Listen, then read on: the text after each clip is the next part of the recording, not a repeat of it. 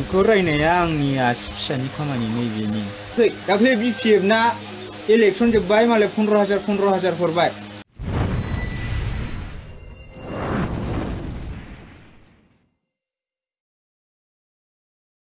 खुलुमबाय लोगोफोर, बयखौबो फिन खनसे गुड बड'लेण्ड चेनेलाव बरायबाय। लोगोफोर, आं दिनै नोंथांमोननि गेजेराव एसे गुबुन टाइपनि भाइराल भिडिअ शेयार खालामनो थाखाय दिनै भिडिअखौ लाबोनाय जालायबाय लोगोफोर। आसा खालामो नोंथांमोना भिडिअखौ जोबजासिम नायलांगोन आरो जोबजासिम नायलांब्ला नोंथांमोना गासैबो बुजि मोनगोन। लोगोफोर, आं थाम्बनेइलाव एसे होखादों, नोंथांमोना थाम्बनेइलखौ नायनानै एसेब्लाबो हमनो हादों जानांगौ दिनैनि भिडिअआ मानि थाखाय जागोन।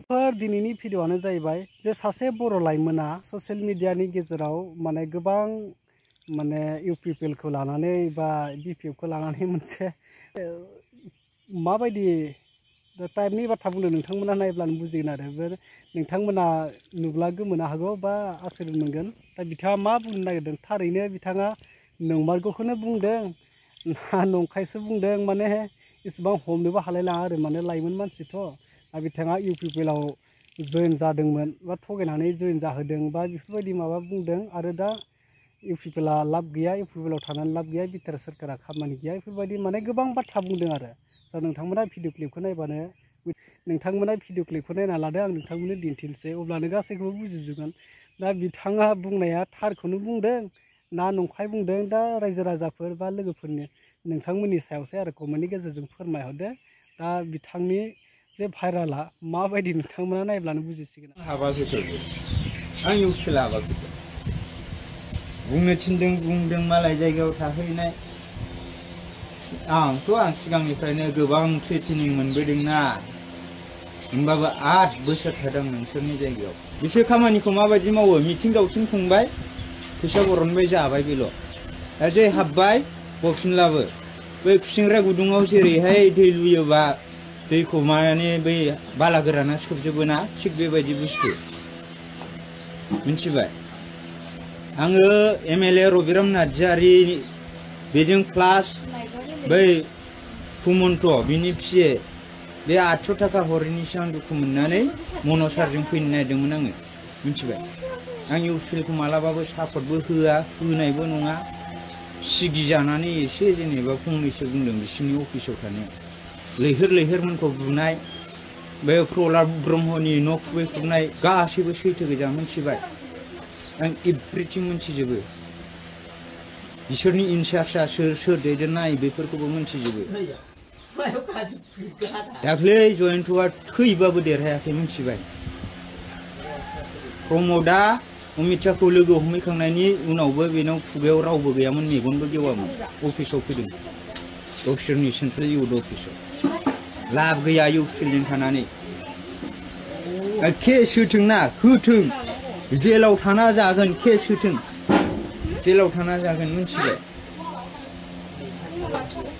जों सैथो मानसि, जों सैथो बायदि जाजानो लुबैयो। आं दाख्लै BPF खौ दुखु मोनाखैथ', MLA खौसो दुखु मोनदों आं। आखाइ बायनाय 800 थाखाल' बिदां बावनो हराखै। आरो बेबो आं प्रमदजों थांनो होननानै थाङाखै। आं बै मनज सारजोंसो ओरैनो खामानिफोर दंबा रायज्लायहैनोसै होननानै ओंखारदोंमोन। जोंनि बिदि गफुरनि आबसुफोरखौ, सनितपुर बिश्वनाथनि आबसुखौ जों दुखु मोना। हजोंनि बायदि केरेक्टार नङा, मावसे मावना मावाखै होनग्रा नङा। जोंना नैबिनि आबसुआनो बिमा बिफा बायदि। आबसुआ लाख थाखा हर, कौटि थाखा हर होनबाबो न'खरनिफ्राय गैयिबाबो हरगोन नैबिथिं। नोंसिनि बायदि थगायसुला नङा। बुनो हायो, हमनो हायो।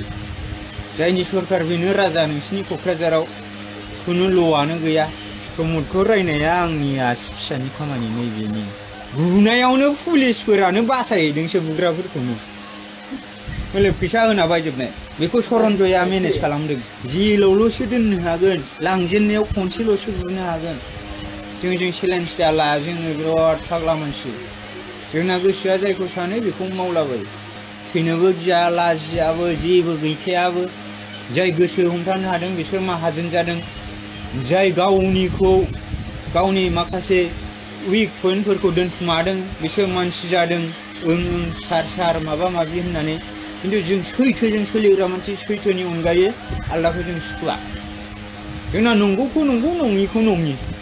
कंग्रेसजों BPF जों लोगो जा, इउपिएल होनबाथाय ना खारनाय बायदि खारखायो रावबो मोजां मोना रावबो भट होआ हाग्रानि मानसिफोर रावबो भट होआखै जाय बनलाय लायनो मोनाखै जाय ना माबा माबि हमना फाननो मोनाखै बिसोरसो फोथांबोखादोंमोन ना इन्दि बि बेकग्राउन्डनि मानसिफ्राबो रावबो बिसोरनो भट होआखै हाब्बाबो स्ट्रं रुमाव थांना मावजोबनायसो बे खामानिया दाख्लै देरहानाया ओरै सालाखाथि बावखुंग्रि ओरै बासुगाव साइडथिं मा समस्ति दंमोन बिथिंजायल' मावनो हादों आलदायाव देरहायाखै लाब गैया आरो आं खोन्थादों आंखौ जेलावल'सो लांगोन बुगोनल'सो बैसोर मोनबा बुनोबो हायालै दमानो गैया आयै दाथ' आं एक्सनारफोरखौ आं लाबोजोबनो हायो जोंना मा माथाफोराल' अके होनदों आं लांजोबगोन आथोनाबो मोनाखै दाख्लै बिपिएफ ना इलेक्सन जोब्बाय मालाय 15,000 हरबाय बिसिना मानसि बुलायलायग्राफोराबो आथोनाबो मोनाखै दिनैसिम मोनाखै 4 तारिखआव बेदर जाहैनोसै होनबाय दाउ गोसोमा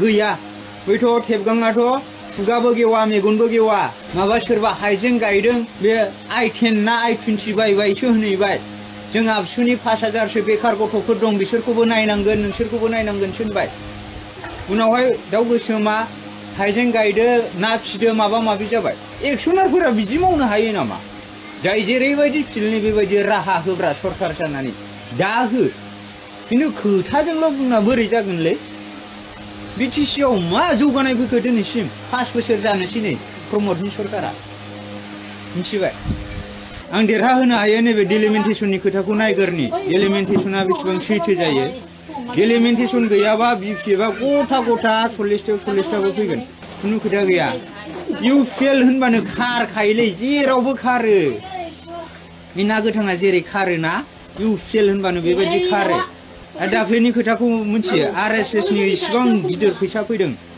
रावबो एमएलए एमपि सोरबा इएम सोरबा एमसिएलए सोरबा सिएमआबो फैसा होआखै आरएसएसनि फैसा गोजा दाख्लै इलेक्सनाव जयन्त देरहालायनाया बेखौबो बिसोर बाहायख'नो हायाखै मानसि मेनेज जायाखै देरहानाया भटजों रावबो देरहायाखै बिपिएफआ देरहादों खामखासा देरहादों खिन्थु बै एमएलएआ खानायदोंसो गोरोन्थि खालामदों आं बिनि थाखाय सारखौ आं दुखु मोननो हाया आं सारखौ लाबोफिनगोन 100% लाबोगोन नोंसोर आंखौ जौ फाग्ला होनो ना मायो बेजों खोथा गैया खिन्थु जों सैथो मानसि सैथोनि थाखाय जों नाङो केस होग्रायाव बिराद माहिरना बैसोर हारिनि माबा माबिनो बिसोर लांसुनिया गोजा सालाफ्रा मालायखौसो मानसि बुयो होनो बिसोरनो मानसि बुयो बिटिसिआव गोजोन जौगानाय देरहानाय नांगौब्ला हाग्रामाजों था बिपिएफजों